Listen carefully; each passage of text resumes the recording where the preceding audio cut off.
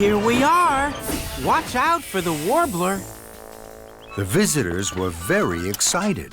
They opened the carriage doors carefully. They didn't want to scare the Sodor warbler away. Henry felt very happy. At last, I've been helpful. I've done a good deed. Henry tooted a loud goodbye. Then there was trouble. A colorful bird flapped and flew from a tree high into the sky and away. It was the Sodor warbler. The visitors moaned and groaned. Fizzling fireboxes. The bird was scared of my loud whistle. Henry steamed sadly away. I wanted to help the pigs. I wanted to help Farmer Trotter. I wanted to help the visitors. But I haven't helped anybody. I've done no good deeds. And I haven't delivered the nesting pole. Henry felt terrible. Henry huffed towards Bluff's Cove. He had to deliver the nesting pole. I don't think anyone is ever going to say, "Well done, Henry," to me. Henry waited at a junction. His wheels wobbled with worry. Now I'm sure I'll be late with the nesting pole. Sir Topham Hatt will be cross with me. Oh dear, oh dear. Suddenly, a colorful bird flew from a tree. Henry was too sad to smile at the bird. The bird landed on Henry's buffer. At least I can give that bird a rest and a ride. So, Henry and the beautiful bird chuffed on towards Bluff's Cove. Henry puffed to the halt. A lot of visitors were waiting. They were hoping to see the Sodor warbler. I hope they'll be pleased that I have delivered the nesting pole. But the visitors weren't just pleased. They were amazed. They smiled and pointed and took out their cameras. Henry was surprised. Oh, the visitors seem very pleased to see me. I can't think why. After all, no one has said, "Well done, Henry." Well done, Henry. You have brought the Sodor warbler to us. Hooray for Henry! Henry blinked and blushed. The bird I carried on my buffer was the Sodor warbler. Then Thomas arrived with more visitors. Well done, Henry. Henry was so proud, his firebox fizzed and his boiler bubbled. And this time, I wasn't even trying to do a good deed. Soon the nesting pole was up. The Sodor warbler looked snug and sleepy in its nest at the top. I think our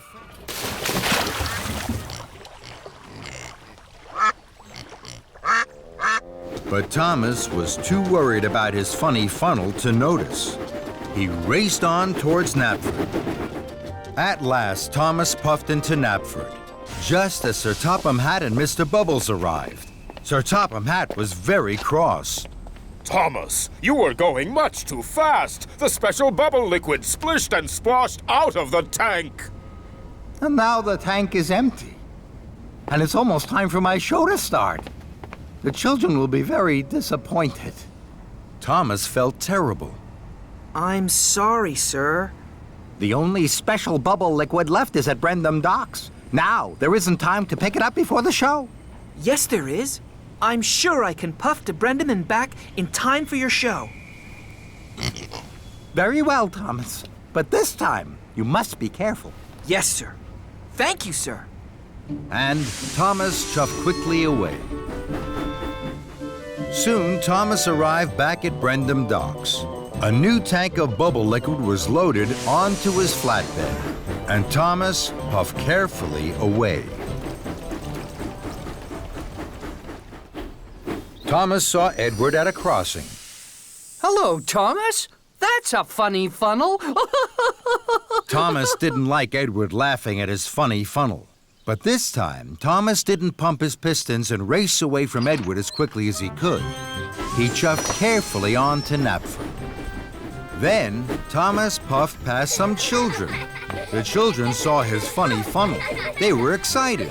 They thought Thomas was going to be part of Mr. Bubble's show. Thomas was surprised. He gave the children an extra loud toot. The children laughed even more.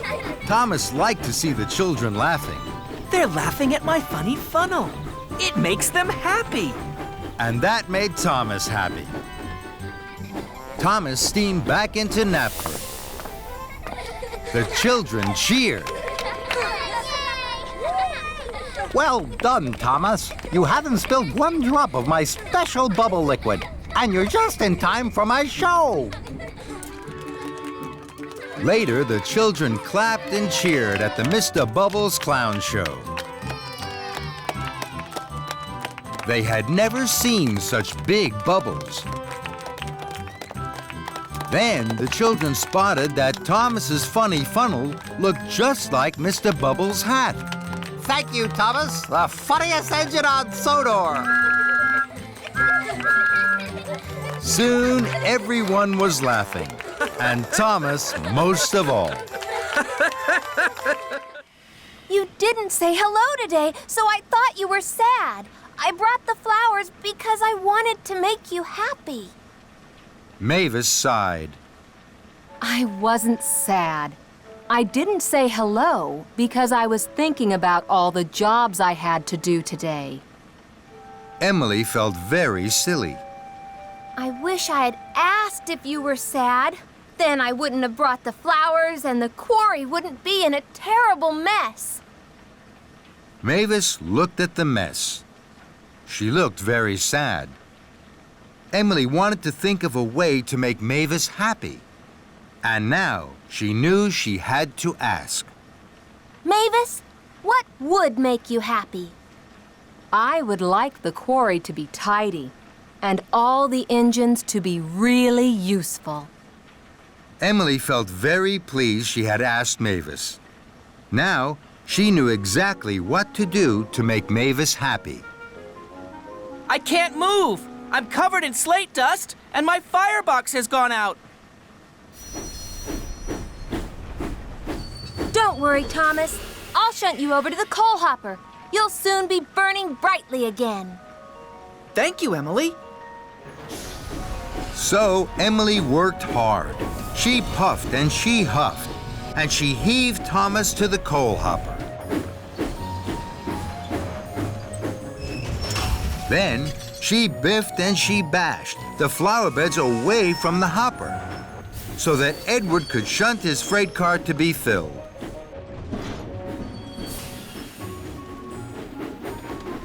Now, the quarry is tidy again, and all the engines are being really useful. Is there anything else that would make you happy? Yes, I want you to deliver the flowers to Knapford Station, where they should be. Right away, Mavis. At last, Emily arrived at Knapford Station. Here are the flowers for the new flower boxes. Thank you, Emily.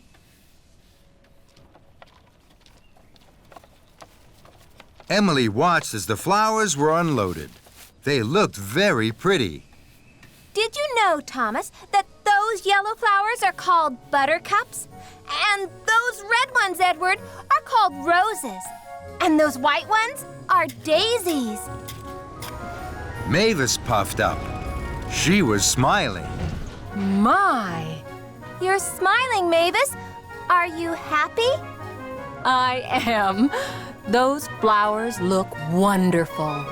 And that made Emily happy too. Now the buzzy bees won't bother me. They're too busy making honey for Sir Topham Hatt's tea.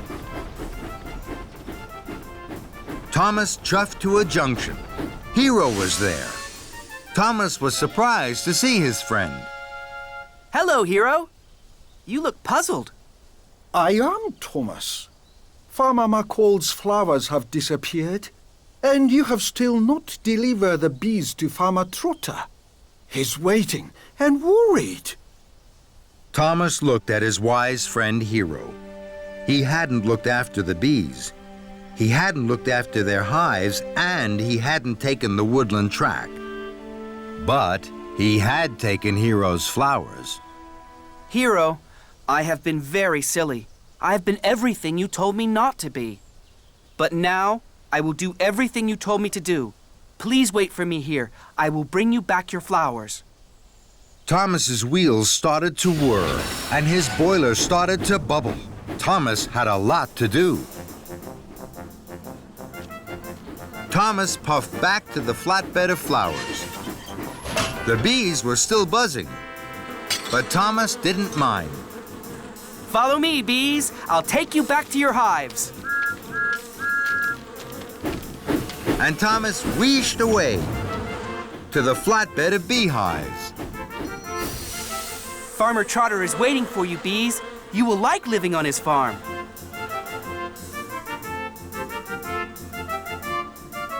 Then Thomas chuffed carefully away and took the track through the woods. The woods were deep and dark. The bees felt cold. It's time to go home, all you busy bees. It's time to make honey in the shade of the trees. And the busy bees buzzed into their hives. Farmer Trotter was waiting for Thomas. He was very pleased to see his new beehives. Thank you, Thomas. But why have you brought me all those flowers? They're not for you, Farmer Trotter. Hiro is waiting for these. I must hurry. Thomas pumped his pistons and puffed down the track. Hiro was waiting for Thomas. So, my good friend, here are my flowers. I'm sorry, Hiro. You will be late, I know. But from these flowers, Farmer Trotter will have the best honey on Sodor. The two friends smiled. It had been a very busy buzz and a crank, and a crank and a creak. Cranky raised the flatbed of straw into the air. Thomas's funnel fizzed. Told you so. You're still creaky, Cranky. And you're still Tiny Thomas. That made Thomas even crosser. More than ever, Thomas wanted to prove Creaky Cranky wrong. He had to find the heaviest thing he could. Then, an idea flew into his funnel. Lift me, Cranky. Cranky looked at Thomas. He couldn't let Thomas win. Cranky's hook swung low over Thomas. Thomas hardly dared puff. With a creak and a crank, and a crank and a creak, and very, very slowly, Cranky raised Thomas high into the air. Bubbling boilers! Creaky Cranky is lifting me! Then there was trouble. Cranky creaked louder than ever. His crane arm stuttered and juddered. It creaked and it croaked. Then it cracked. Oh, no. Cranky's crane arm had broken, and it was all Thomas's fault. Thomas was stuck high in the sky and blowing in the breeze. Then Sir Topham had arrived. Thomas, what are you doing up there? I'm sorry, sir. I was... You are causing confusion and delay. The Duke and Duchess have no wood, straw bales, or eggs. Now I see you have them all here. Cranky is broken, and you, Thomas, think it's a good time to try being a bird. The Duke and Duchess are waiting. Thomas felt very silly. Then Sir Topham Hatt looked at Cranky. And you're as silly as Thomas. Cranky crumpled. The shame to be as silly as a steamy. Soon, a workman had climbed up Cranky. Slowly and carefully, Thomas was lowered and landed with a jolt and a judder, just as Spencer arrived. Dear, oh dear, Thomas, what a mess.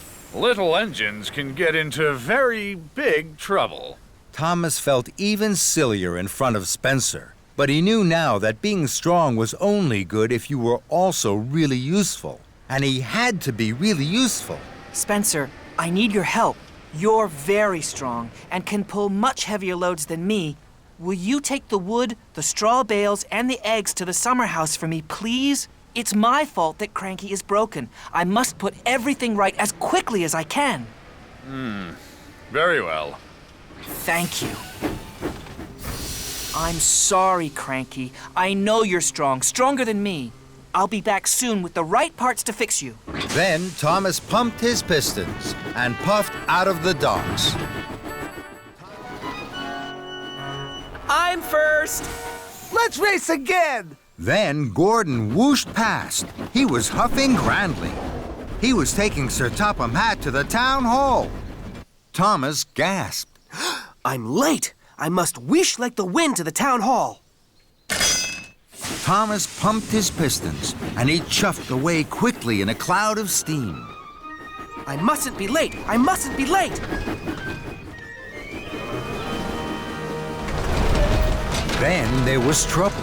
Thomas didn't know that his couplings had unhooked. Thomas raced on to the town hall, alone. Thomas steamed to a stop. His cheeks were redder than James's shiny coat. Here I am, sir.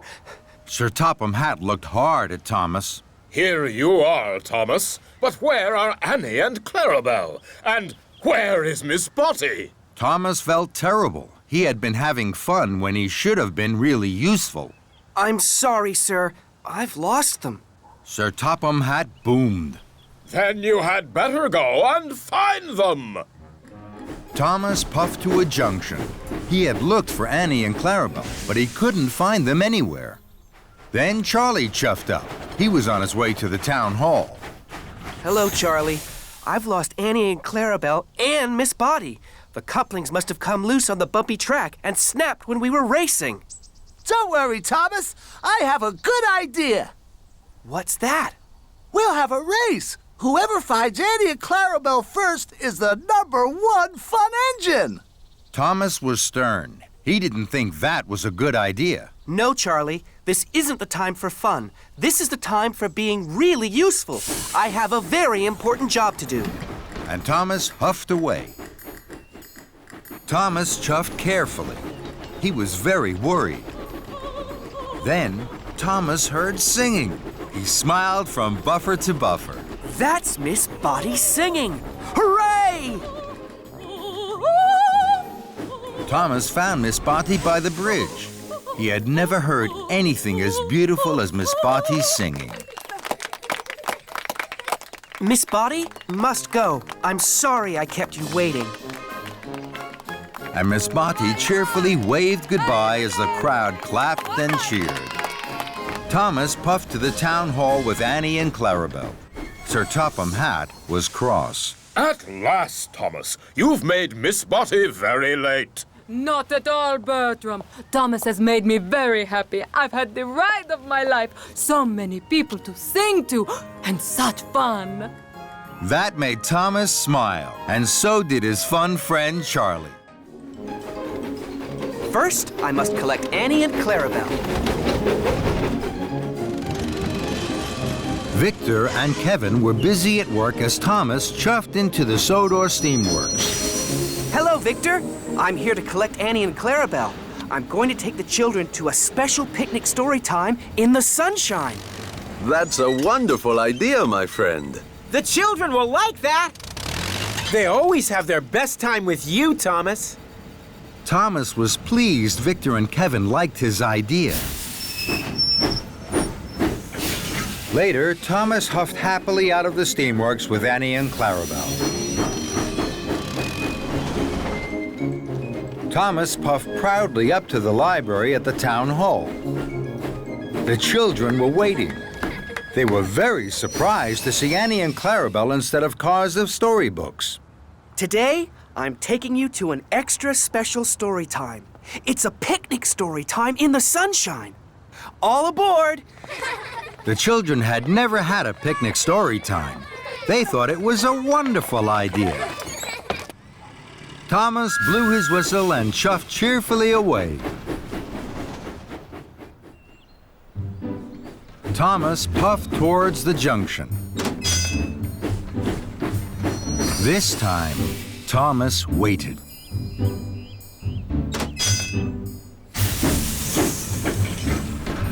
Then he took the branch line back to Farmer McCall's field.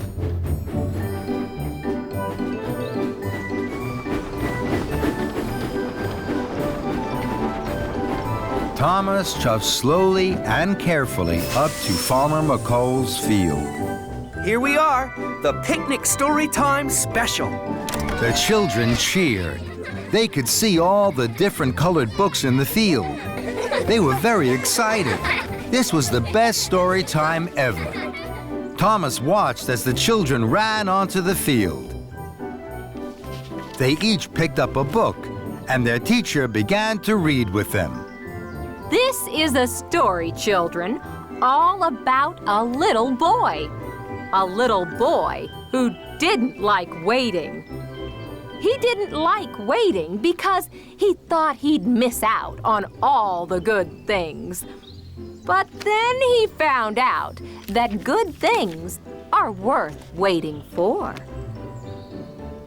As the story began, Thomas looked at all the happy children. He smiled his biggest smile. The children's picnic story time really is worth waiting for. Thomas's firebox flickered and fizzled out. Thomas had burned all his coal chasing the runaway kite. Oh my! Oh no! I've run out of coal! Then the wind blew again. The kite flew high in the sky and was gone. I can't puff anymore. I can't chase the kite. I'm not the fastest engine on Sodor. I've broken my promise to the children, and I haven't delivered the winner's cup to Knapford Station. Thomas felt terrible. It's all my fault. Suddenly, Thomas heard an engine chuffing around the corner. It was Charlie. What's wrong, Thomas? I ran out of coal trying to chase the kite. I thought you were the fastest engine on Sodor. I'm not. I was silly to think I could catch the kite on my own. Will you help me, Charlie? Of course I will, Thomas. Charlie gave Thomas some of his coal. Soon, Thomas's firebox was burning brightly. Thank you, Charlie. I'm late. I must deliver the winner's cup to Knapford Station. Can you look for the kite, please? With all my huff and chuff, Thomas. So, Thomas puffed to Knapford with the winner's cup. On his way to Knapford, Thomas stopped at a junction. Percy, Emily, and Edward were waiting. You look sad, Thomas. I didn't catch Sir Topham Hatt's grandchildren's kite. Will you all help me? Of course we will, Thomas. Right away. With no delay. Thomas's friends were happy to help him, and Thomas was happy to be helped. Thomas arrived at Knapford Station with the winner's cup. Sir Topham Hatt's grandchildren raced over. Hi, Thomas. They hoped Thomas had found their kite. I haven't found your kite, but all my friends are looking for it now. Come with me. So, the children climbed cheerfully on board. Thomas puffed to a junction. Suddenly, the kite flew in front of Thomas. There's the kite. Emily, Percy, Edward, and Charlie chuffed to the junction. The kite danced between them. Then, it caught its tail on the signal. Hooray! We've caught the kite! The engines tooted, the children cheered. With the help of my friends, we caught the kite. And later that day, at the Kite Festival, Sir Topham Hatt's grandchildren's kite danced best of all, as the wind blew it high up in the sky. And Thomas smiled and... James is muddy already. I'm sure he'd like my game, and I'm sure I have time for just one more puddle before the washdown. Here I come, James! Splish, splash, swoosh! And Thomas steamed away laughing. Muddy rainwater had splooshed all over James, and all over the ripe strawberries on his flatbed. Blistering boilers! These strawberries were for Alicia Bottie's cakes! Now they're ruined. Thomas didn't know he had splashed James's strawberries. This is fun! Splish, splash, splosh! I'll soon need a wash! And Thomas puffed on happily. Thomas chuffed up to the next junction. Now it was getting late. I know there'll be a very big puddle along the track by the river. I'm sure I have time for one last puddle before the washdown. So Thomas took the left track that went along the river. Ahead of him was a very big puddle. My! This is the biggest puddle ever! Here I come! Splish, splash, splash! Then there was trouble. Muddy water flew high into the air and splooshed down all over Alicia Botti and Sir Topham Hatt. Thomas! Thomas screeched to a stop and reversed slowly. He saw that he had splish, splash, splashed Alicia Botti and Sir Topham Hatt. Cinders and ashes! Look what you've done to Miss Botti. She's soaked. Also, Thomas, I hear from the dairy manager that you ruined the flour and strawberries for Miss Botti's grand tea. This is a disaster. Thomas felt terrible. He tried to puff forward, but he couldn't. Oh, no. The big puddle had put out his firebox. This game isn't fun anymore. It's all gone wrong. Then, Thomas heard Rosie's whistle. Rosie, please help me. I've splish-splash-splashed into trouble. Oh, dear, Thomas. Of course I will. Don't worry.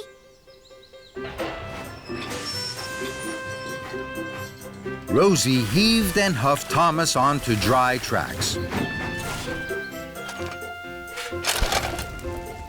With my dry coal, Thomas, your boiler will soon be bubbling. Thank you, Rosie. Now, I can't go to collect Sir Topham Hatt and Alicia Botti. Would you take my special for me? Of course I will. I'll go right away. Later, Thomas was once more Bother me? I am controller of the railway. Nothing is more important to me than my engines being really useful. Hiro gulped. I know that now, sir. I'm not master of the railway. I'm master of the muddle. I can put this right. Please give me time. And Hiro wheezed quickly away. Hiro found Edward in the hills. Hello, Hiro. My visitors are very happy. Good, Edward. But now, you must take the visitors to Knapford Station. Sir Topham Hatt will give you your orders. I thought we weren't to bother Sir Topham Hatt, Hiro. I was wrong, Edward. Sir Topham Hatt didn't want that at all. And Hiro steamed swiftly away. Hiro whooshed up to Farmer Trotter's farm. Hello, Thomas. Hello, Hiro. I'm having a wonderful time with the piglets. Good, Thomas, my friend. But now, you must puff as fast as you can to Knapford. Sir Topham Hatt is waiting with orders for you. I thought we weren't to bother Sir Topham Hatt, Hiro. I was wrong, Thomas. Sir Topham Hatt didn't want that at all. Bye, Hiro. Hiro clickety-clacked onto the Fenland track. Percy was there. The ducks were swimming happily. Hello, Percy. Hello, Hiro. The ducks are very happy. I'm pleased to hear that, Percy. But now, you must take the ducks to Knapford. Sir Topham Hatt has orders for you. I thought we weren't to bother Sir Topham Hatt. I was wrong, Percy. Sir Topham Hatt didn't want that at all. But how can I get the ducks back into their crates? I will help you, Percy. Hiro blew his whistle. It sounded like a duck quacking. The ducks flapped and flew into their crates. Thank you, Hiro.